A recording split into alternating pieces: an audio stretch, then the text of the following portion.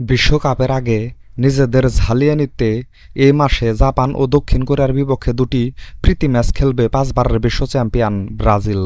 তার জন্য ২৬ সদস্যের দল ঘোষণা করেছেন ব্রাজিলের কোচ কার্লোস আনচেলোত্তি। ইনজুরির কারণে দল থেকে বাদ পড়েছেন Alisson Becker, Marquinhos, Joao Pedro ও রাফিনহা।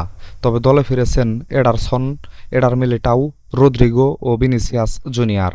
২৬ সদস্যের দলে আছেন মোট ৩ জন গোলকিপার, ৯ জন ডিফেন্ডার, ৬ জন মিডফিল্ডার ও ৮ জন অ্যাটাকার।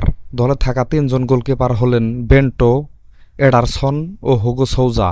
দলে থাকা ৯ জন ডিফেন্ডার হলেন Caio Henrique, Carlos Augusto, Douglas Santos, Eder Militao, Fabricio Bruno, Gabriel Magalhaes, Beraldo, Vanderson ও ওয়েসলি। দলে থাকা ৬ জন মিডফিল্ডার হলেন Andre Santos, Bruno Guimaraes, Casemiro, Joao Gomes, Joelinton ও লুকাস পাকুয়েতা। দলে থাকা ৮ জন অ্যাটাকার হলেন Estevao Williams, Gabriel Martinelli, Igor Jesus, Luis Henrique, Matheus Cunha, Richarlison, Rodrigo ও ভিনিসিয়াস জুনিয়র। প্রথম প্রীতি ম্যাচে আগামী ১০ অক্টোবর বিকাল ৫টায় দক্ষিণ কোরিয়ার বিপক্ষে মাঠে নামবে ব্রাজিল এবং দ্বিতীয় প্রীতি ম্যাচে আগামী ১৪ অক্টোবর বিকাল ৪:৩০টায় জাপানের বিপক্ষে মাঠে নামবে ব্রাজিল।